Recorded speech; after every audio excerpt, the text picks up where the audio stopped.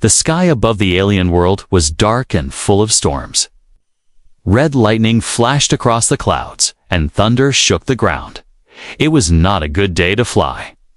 But something still came from the sky. Fireball tearing through the clouds. It was a ship.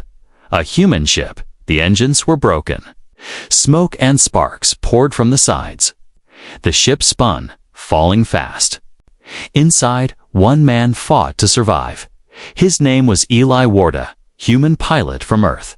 His hands shook as he pulled levers, trying to slow the crash, but it was no use. The ship hit the ground hard. Metal screamed. Trees broke. Fire spread. Then, silence. Only the wind moved. Smoke rose from the wreck, and from that wreck, a hand slowly pushed up.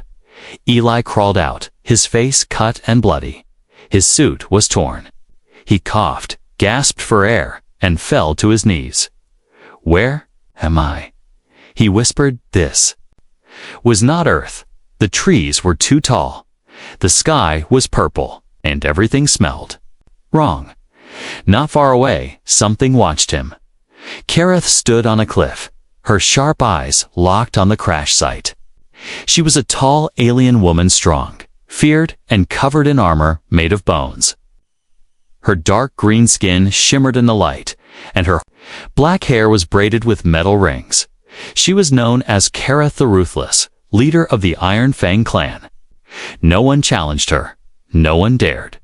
She had seen many things fall from the sky, but never like this. Never a human. Kareth jumped down from the cliff without a sound. Her boots hit the ground like thunder. She walked through smoke and fire, her spear in hand. She expected a monster, a weapon, a threat. But when she saw Eli, she stopped. He was just a man, weak, wounded, barely alive. He looked up at her with tired eyes. He didn't fight.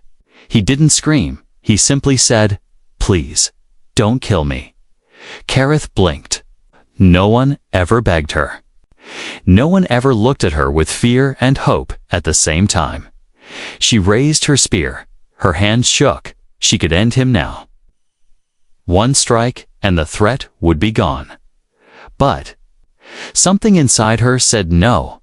Instead, she lowered the weapon. "You are from the sky?" she asked in her deep, echoing voice. Eli nodded slowly. Crash. Ship.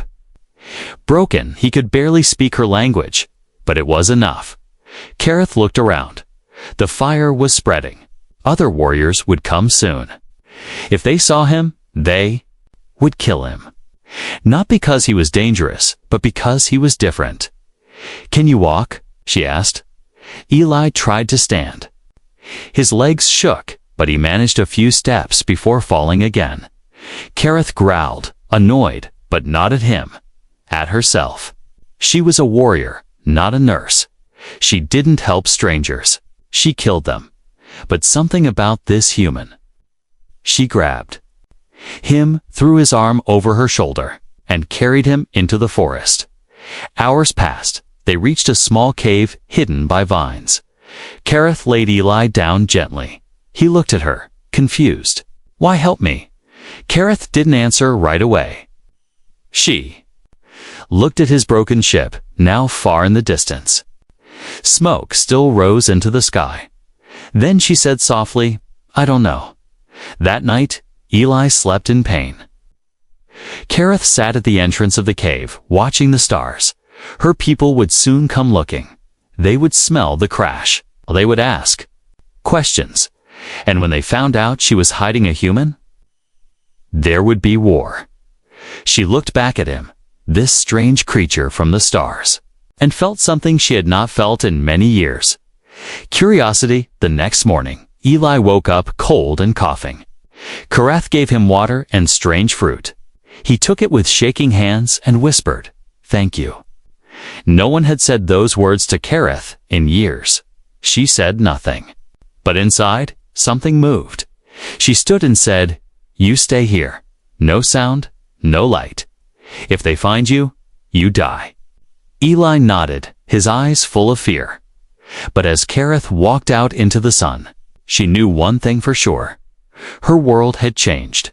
And she didn't know why, but she would kill anyone who tried to take him. The forest was quiet, but Kareth wasn't. She moved like a ghost between trees, her sharp eyes watching every path.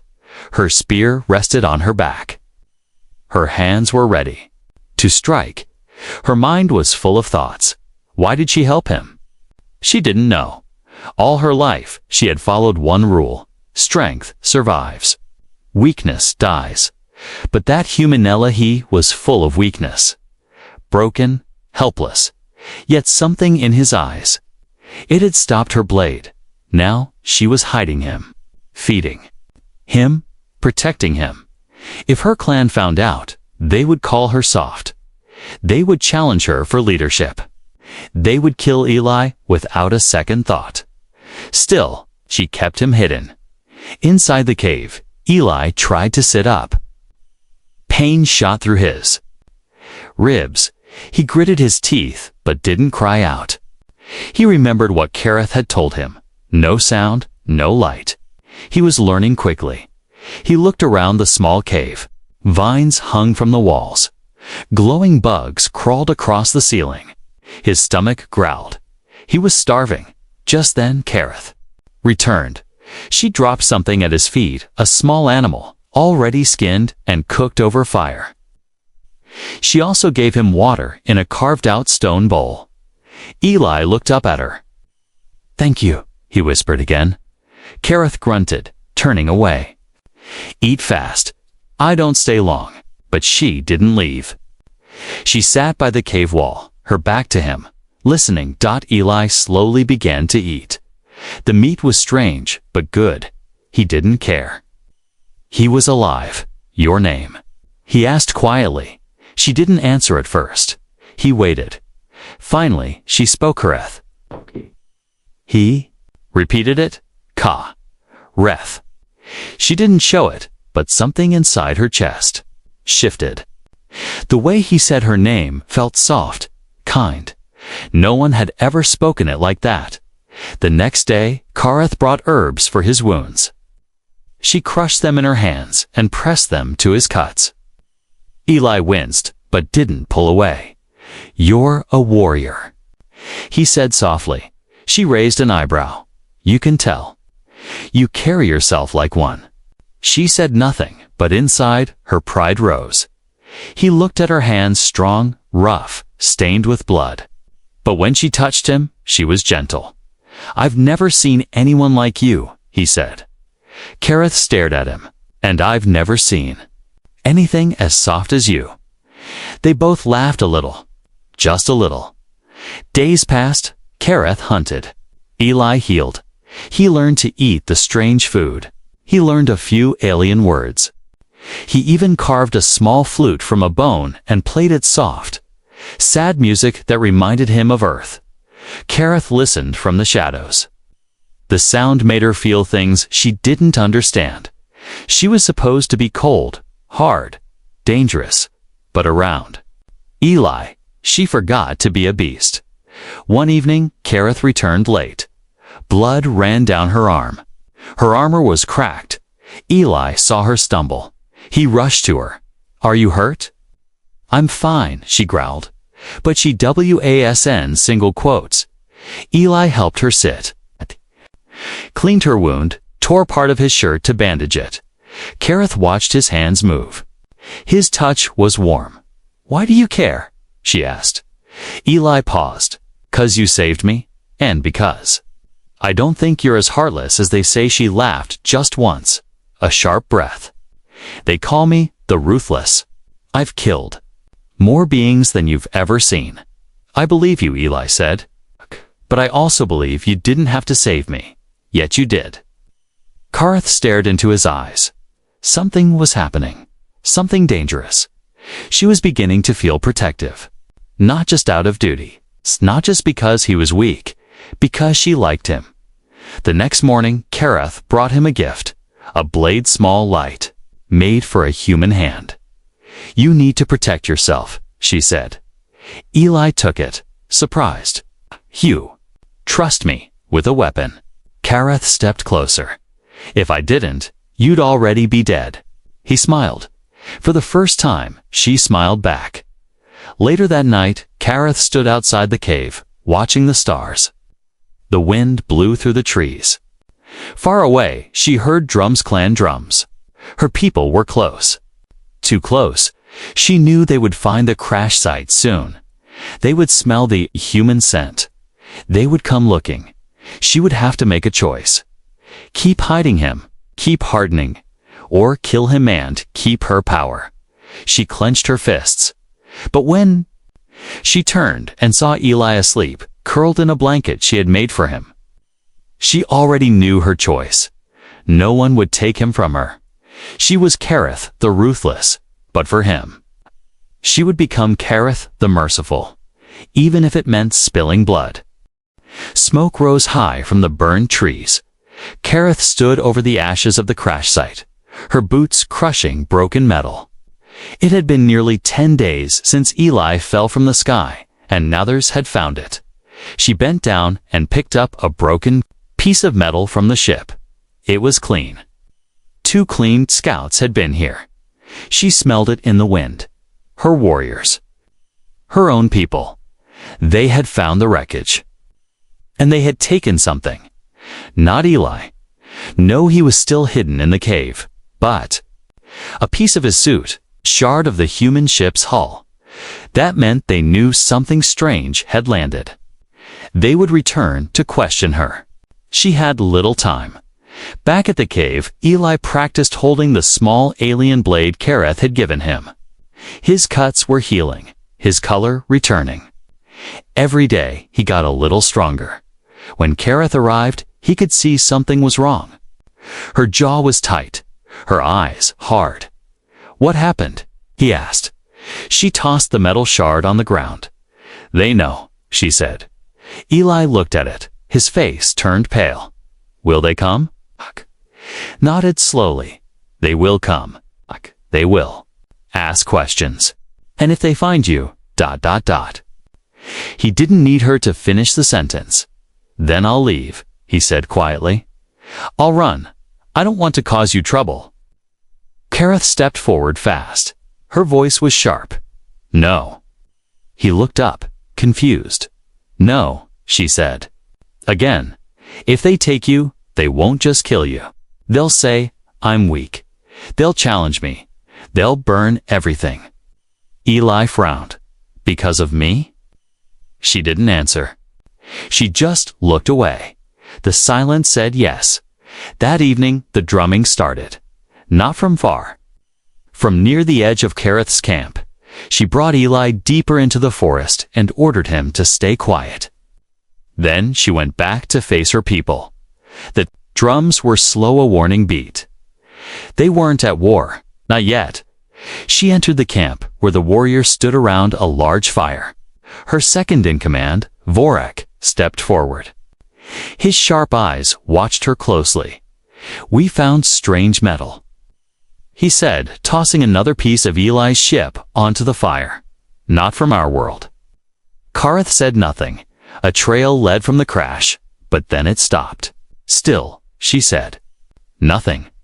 Vorak's voice grew harder. They say you were there first. They say you walk alone these days. Disappear for hours. Kareth crossed her arms. So, I am your leader.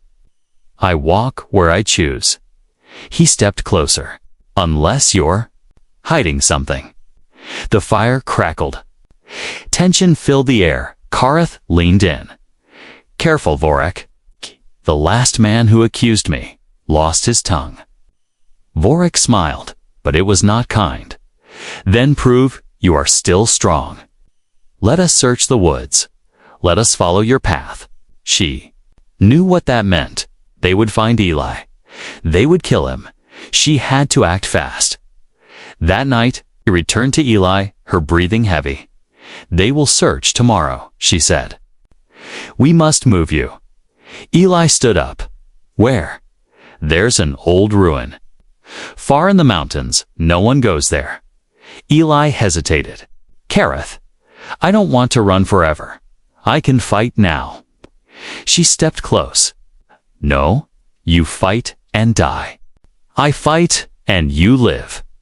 He looked into her eyes. Why do you care so much? Her lips tightened. I don't know, she lied. But deep down, she knew. He was no longer just a guest, or a secret. He was hers now, and no one would take him at dawn. The warriors moved out to search. Kadeth pretended to lead them, taking them in the wrong direction. Meanwhile, Eli moved through the trees, climbing rocks, dodging thorns. Pushing himself harder than ever before, he reached the ruins just as the sun rose. It was quiet, cold, but safe. For now, Kareth joined him hours later, covered in sweat and blood. They saw nothing, she said. But they are not fools. They feel it. Eli sat on the edge of the stone wall.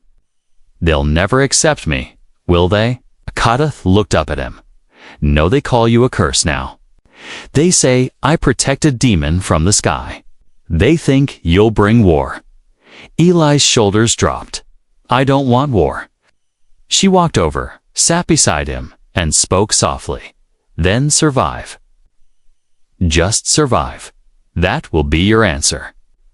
That night, they sat by a small fire deep in the ruins. Eli handed her a piece of fruit he had picked. She took it. They sat in silence for a long time.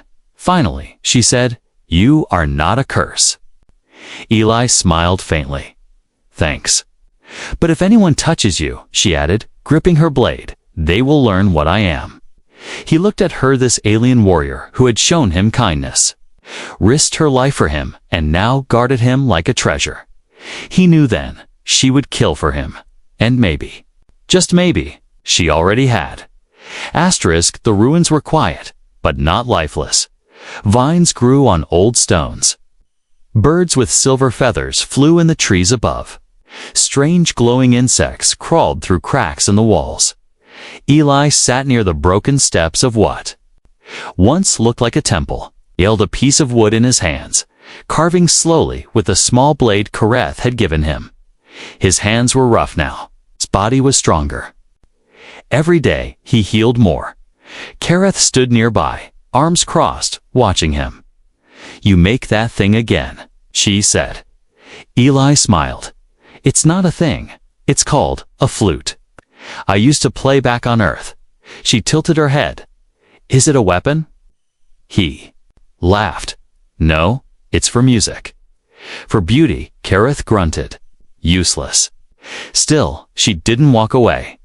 By nightfall, the fire crackled, and the stars were bright above them.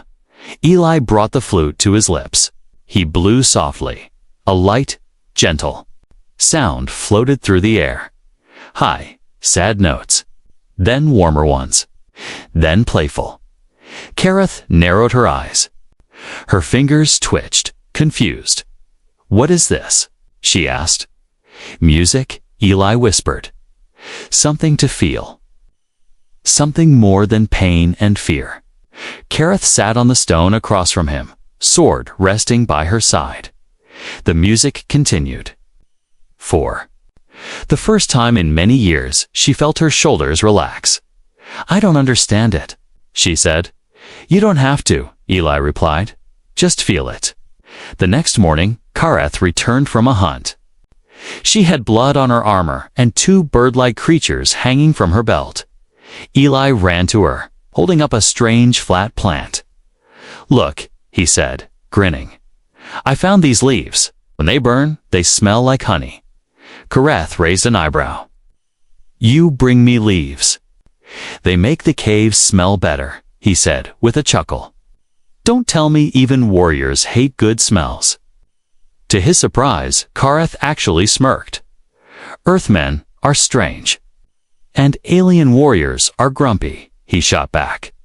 She gave him a slow, deep stare, but her smile stayed. Over the next few days, Eli started teaching Kareth human things. He taught her how to roast meat with spice, how to use vines to make traps, how to make fire faster with stones. He even taught her a simple Earth song. The words were clumsy in her mouth, but she repeated them. One night, she sat by the fire and whispered, "Twinkle, twinkle, little star." Eli laughed. "You're learning." Kareth shook her head. "This is foolish, but you're smiling." She froze. Then she turned away quickly. "No, I'm not." But she was. It wasn't just her smile that was changing. Her heart was. She began to talk more. About her past, her first kill, her lost sister, the war that made her leader, the day she stopped trusting anyone. "I was 13 when I fought my first duel," she said one night. "The blade broke my ribs, but I won." I smiled as the blood poured out. That's when they started calling me ruthless. Eli looked at her carefully. "Do you like that name?" Kara stared into the fire. "It keeps me alive." "Maybe. But it keeps you alone, too." She didn't reply. But her silence was deep. One afternoon, Eli made a small puppet out of twigs and plant fibers. He used it to tell her a silly story about a king who lost his pants in front of the entire kingdom. Kareth didn't laugh at first. She folded her arms, watching him perform like a fool. But when the puppet screamed, "Where are my pants?" and fell off a rock, something inside her cracked.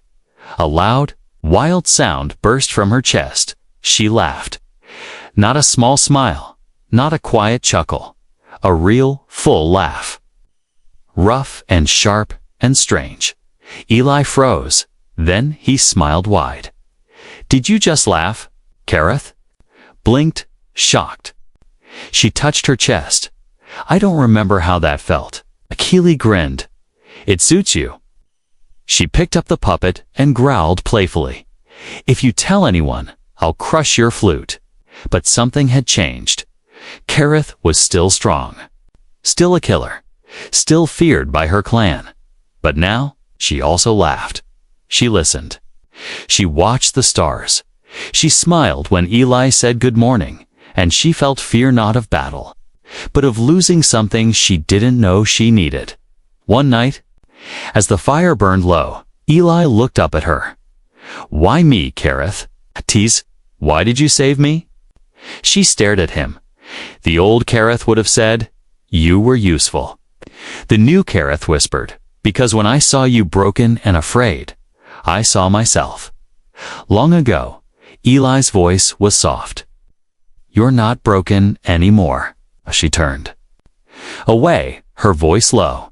"Because of you." In that forgotten ruin, deep in an alien world, something strange had happened. A human had taught a feared warrior how to smile, how to sing, how to laugh, and she would never forget it. The sun rose with a soft orange glow. Birds sang. The wind moved gently through the broken stones of the old ruins. Eli woke slowly, stretching his arms and smiling. Kareth sat by the fire, sharpening her blade. Her eyes watched the horizon. Her ears twitched. Something felt wrong. They had grown used to the quiet.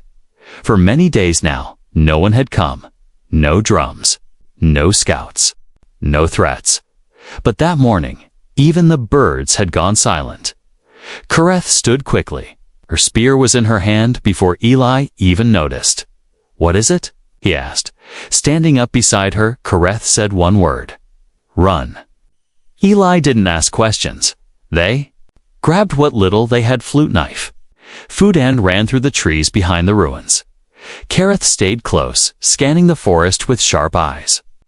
Every sound, every movement. She noticed then they heard at voices' footsteps. Not one or two, many warriors. Her own people. Eli slipped on a root. Falling hard to the ground, Kareth pulled him up, her breath sharp. "Keep going."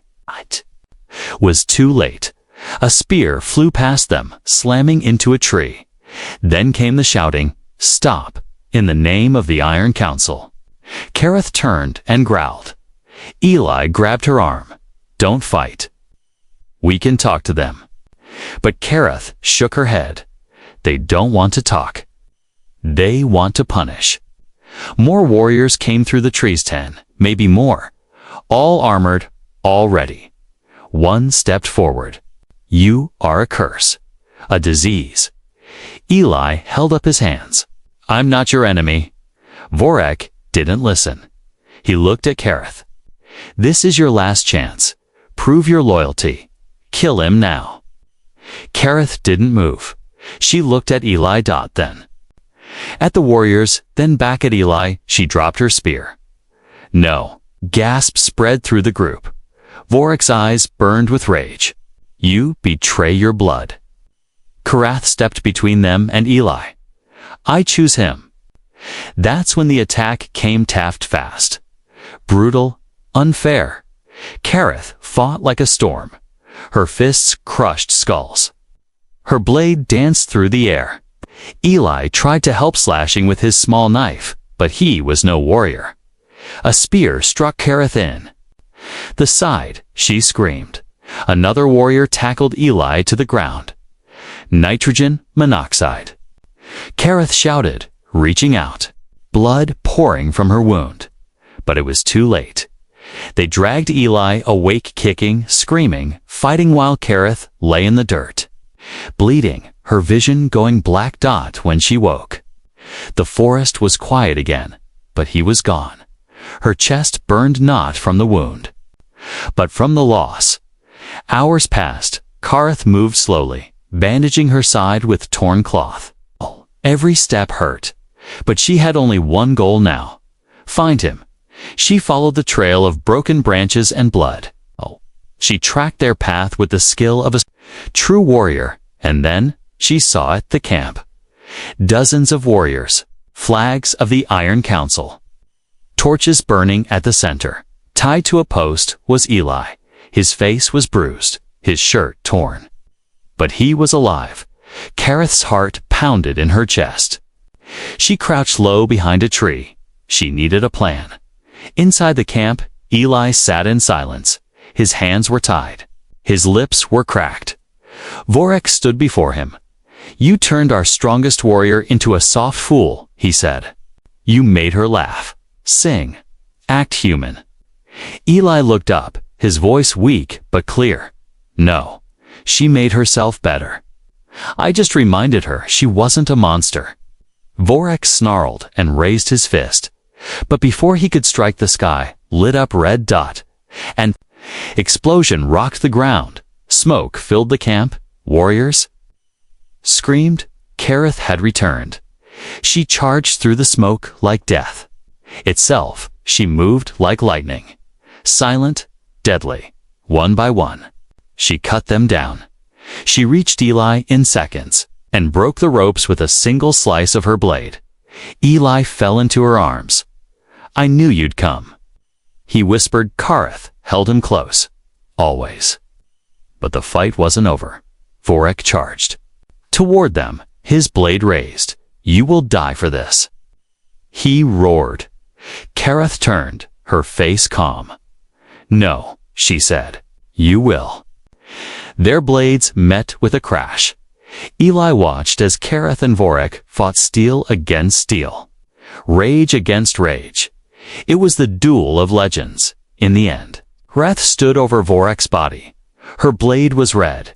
Her chest heaved. Her eyes turned to the others. Anyone else want to try? No one moved. No one spoke. Kareth turned back to Eli. He reached out and touched her hand. You saved me again. She looked down at him. I always will. The battlefield was silent. Kareth stood in the middle of the camp, her blade dripping red. Around her, bodies of warriors lay still. Smoke rose into the sky. The air smelled of blood, sweat, and victory. But the fight had just begun, because now the council would know. Kareth had broken ancient law. She had protected a human. She had spilled the blood of her own clan for him, and soon the full wrath of the Iron Council would fall on her head. She helped Eli walk. His arm rested on her shoulder, his legs weak but still moving. They left the ruined camp behind and returned to the forest. Birds fled from the trees. The wind felt colder. Eli looked up at her. You didn't have to do all that. Kareth's voice was low. Yes, I did. But now your people will come for you. Kareth stopped walking. Her eyes burned with fire. No, she said. They will come for us. They reached the old ruins again. It was quiet, just like before.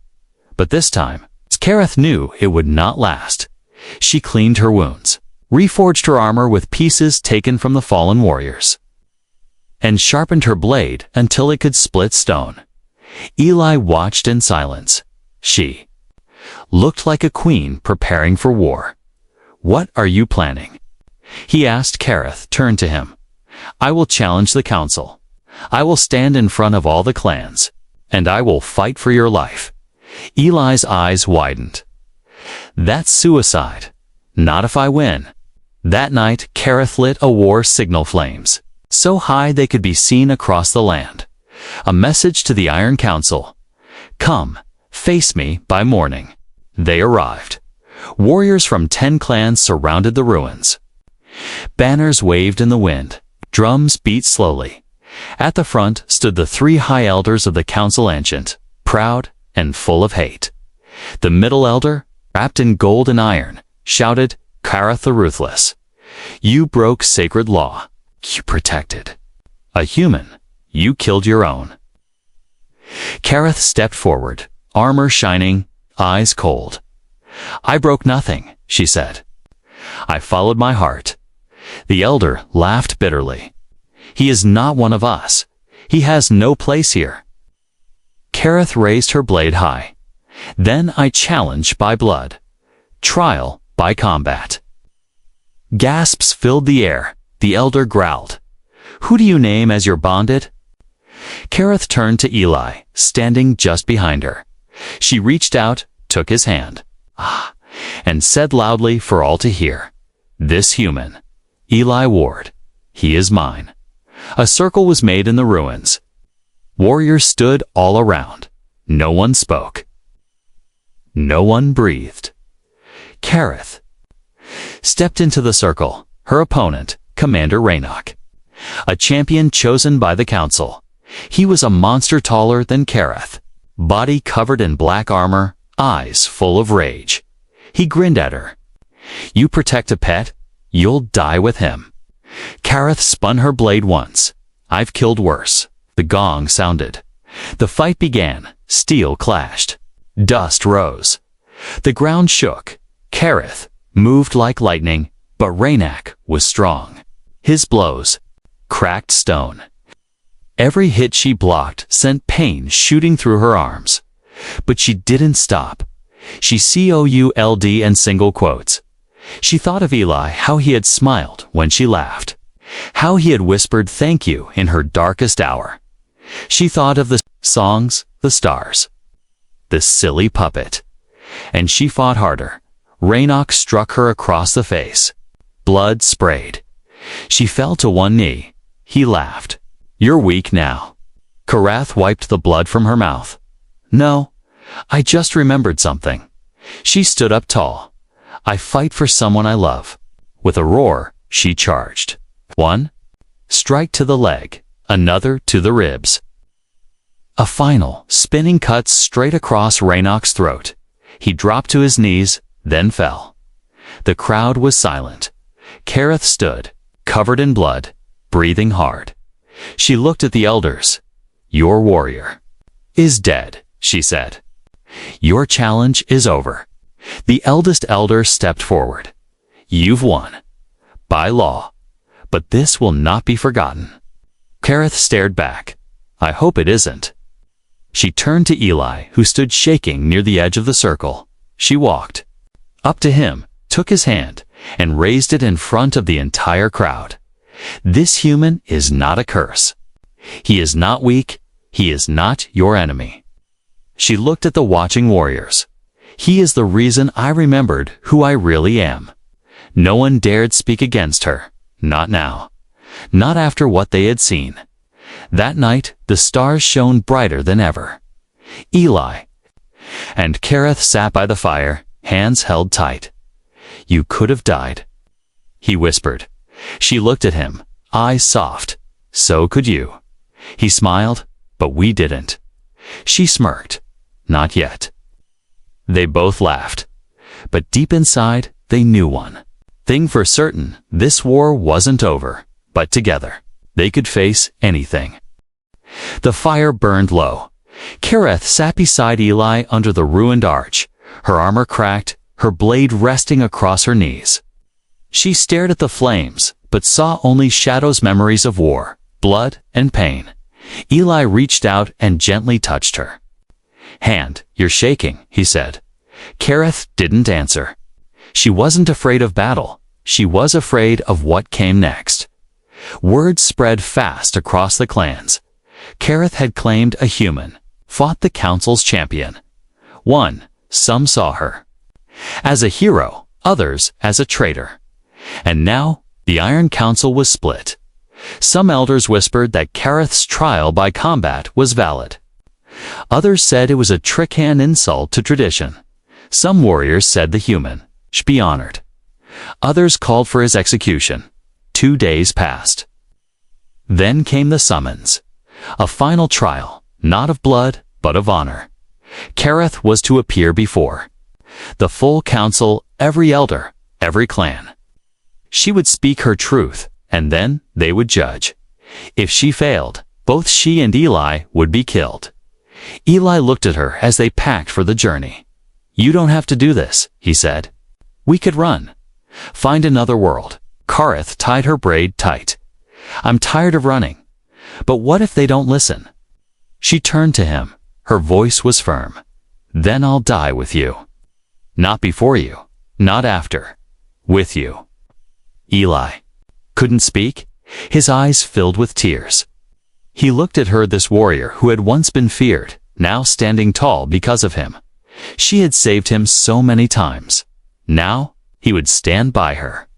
The council hall was carved deep into the mountain. High walls, cold stone. Fires burned in giant metal bowls. Warriors lined the walls, silent and tense. At the center stood the elders. Kareth and Eli walked in together, side by side. Gasps echoed through the chamber. She brings the human.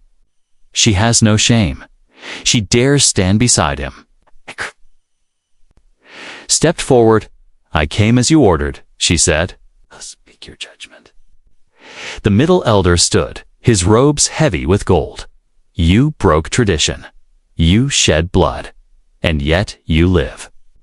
Why? Kareth took a breath, then spoke loud enough for all to hear. "I was born into war. I was trained to fight, to kill, to lead. They called me ruthless, cold, unbreakable. But I was broken. Long ago, I forgot how to feel. I forgot how to laugh. I forgot how to live then. A human fell from the sky. He was weak, small, afraid. I was supposed to kill him, but I didn't. He thanked me. He smiled at me. He showed me that I am more than a blade. He taught me songs. He made me laugh. He reminded me I still have a heart. Is that weakness, or is that strength?" The hall was silent. Eli stepped forward. His voice was calm, though his hands shook. "I'm not your enemy," he said. "I didn't mean to crash. Here, I never wanted war. But I've seen your world. I've seen your people. And I've seen Khoswot's our Eve. She is strong, but not because she kills. She's strong because she chose mercy. When everyone else chose violence, I don't belong to her. We belong to each other." One elder shouted, "He speaks of love with an alien." Another growled, "They've broken our sacred code." But the oldest elder, an ancient woman with silver eyes, raised her hand. "Enough." All fell quiet. She stood slowly and walked to Kareth. "Do you swear to protect him, even at the cost of your life?" Kareth nodded. "I already have." "Do you accept him as bonded not by blood, but by soul?" I do. The elder turned to Eli. Do you accept her world, her people, and her path? Eli looked up at Kareth. I already have. The elder raised her staff and slammed it into the stone. It is done. Gasps echoed again. Another elder shouted, You can't do this. It breaks everything we stand for. The old woman turned to him. Then maybe it's time we stand for something new. That night, the clans left in silence. Some still hated her. Some still feared the human. But no one challenged her again, because in the ruins of old law, a new bond had been forged. A bond stronger than blood, back at the old ruins. Kareth and Eli stood on the cliff, watching the stars. I thought they'd kill us, he whispered. They still might, Kareth said. Then she smiled. But not today. He laughed softly. Thank you for everything. She turned. To him, voice low, double quotes, no, thank you. For saving me? He blinked. I didn't save you. You saved me over and over. Kareth touched her forehead to his. Then we saved each other.